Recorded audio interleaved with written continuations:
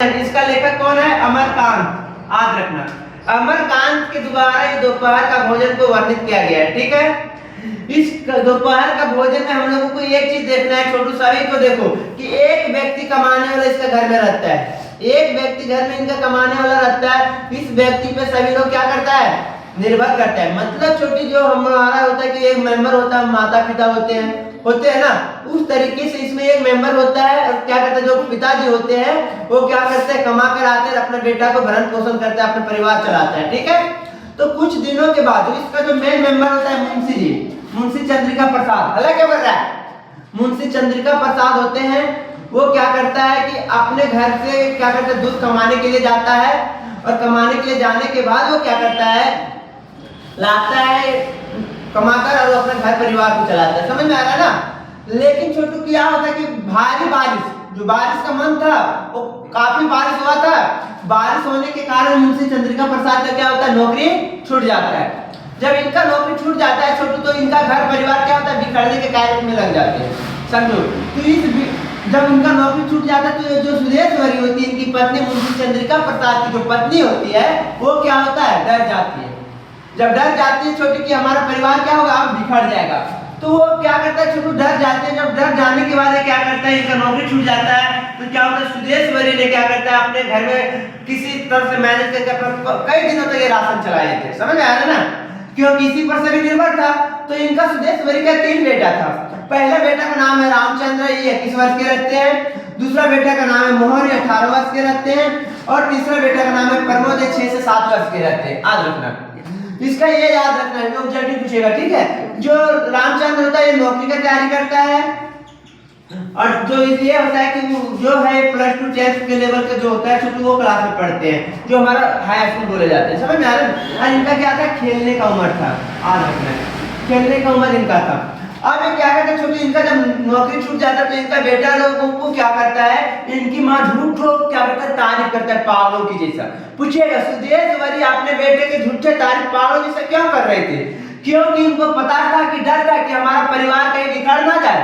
समझ में आ रहा है ना, इसके कारण ये क्या कर रहे थे, झूठे तारीफ कर रहे थे अपने बेटे को। आदर है। ठीक है, और जो रामचंद्र था जो इनके बारे में क्या बोल देता था, इसको मुंशी चंद्रिका प्रसाद को पता है कि जो आपका बड़े बेटा है ये बता रहा है कि हम बहुत जल्दी क्या करेंगे, नौकरी लेंगे, और नौकरी लेने के बाद हम क्या करेंगे, अपने पिताजी को काम पे जाने नहीं देंगे, मना करेंगे, और हम क्या करेंगे, अपने घर परिवार चलाएंगे। समझ आ रहा है ना। लेकिन इधर रामचंद्र के पास ऐसा बोल रहा था, अब ये क्या हुआ, रामचंद्र के पास बोल रहा था कि पता है बेटा, तुम्हारा जो पिताजी है कि हम बहुत जल्द अपने बड़े बेटा को क्या करेंगे, नौकरी दिलाएंगे। नौकरी दिलाने के बाद वो हमारा बेटा क्या होगा, नौकरी लेगा, तो हमारा परिवार में सुखी शांति क्या, सुखी शांति का प्रदान होगा।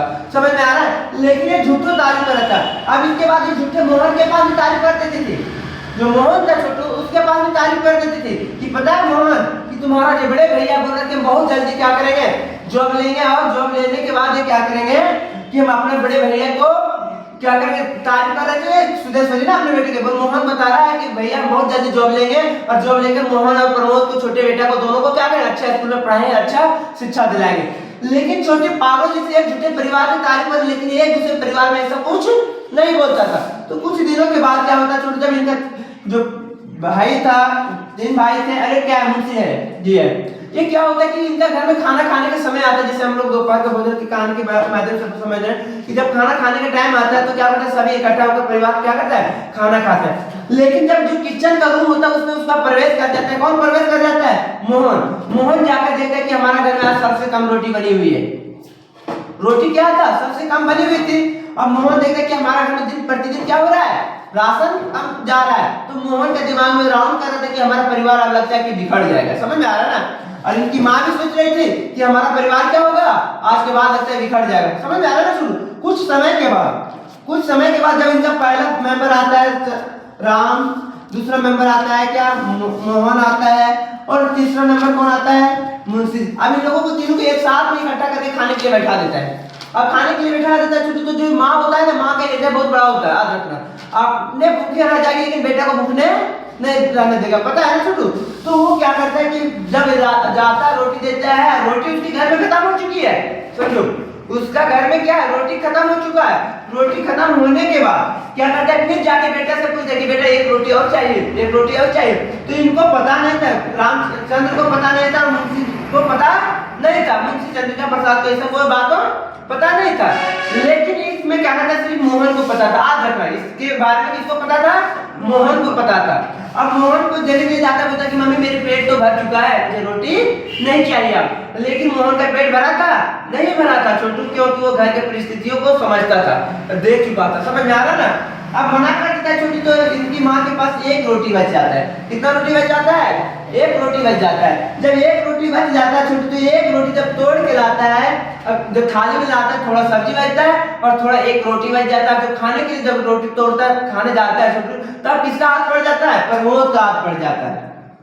और जब प्रमोद का जब हाथ पड़ जाता है छोटू, तो प्रमोद का हाथ, क्योंकि प्रमोद खेलने के लिए चल जाता है, घर में उस टाइम रहता नहीं था, तो वो क्या करता है, आधा रोटी तोड़ता है और आधा प्रमोद कर देता है, थोड़ा सब्जी रख देता है, वो आधा रोटी उनकी माँ खाकर भूखे रह जाती है। समझ सुन आज समझो, क्योंकि छोटा बेटा उसका क्या आता है खेल के, तो खाने के लिए मांगते तो आधा रोटी थोड़ा सब्जी देता है, तो बताओ आधा रोटी उसका पेट भरेगा, नहीं भरेगा, इम्पॉसिबल है ना।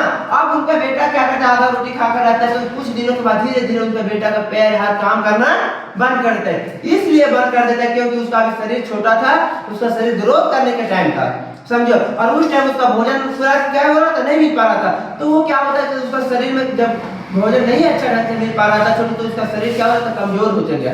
अब कमजोर होते गया तो छोटू तो क्या होता है, कुपोषण के शिकार बन जाता है। कौन बन जाता है कुपोषण के शिकार, प्रमोद। प्रमोद कुपोषण के शिकार बन जाता है छोटू, और बन जाता है, लास्ट में इसका कुपोषण हो जाता है। इसका परिवार क्या होता है, मुंशी चंद्रिका प्रसाद और क्या सुदेश चाहता था हमारा परिवार ना बिखरे, लेकिन इसका परिवार क्या होता है, बिखर जाते हैं। लेकिन छोटी इस कहानी से हम लोगों को पता ये चलता है कि एक व्यक्ति पर निर्भर, अगर एक व्यक्ति काम कर रहा है बाहर में, उस व्यक्ति पर 4 परिवार अगर पल रहा है, तो उस व्यक्ति का अगर नौकरी छूट जाए तो क्या होता है कि सभी परिवार क्या होता है, बिखर जाते हैं, बिखरते हैं ना। तो इस कहानी का पात्र हम लोग को ये समझ में आ गया कि हम लोगों ने क्या किया कि एक व्यक्ति पर देखे, जो कमाने वाला व्यक्ति था, वो व्यक्ति का जब नौकरी छूट जाता है तो उसका परिवार कैसे बिखर जाता है।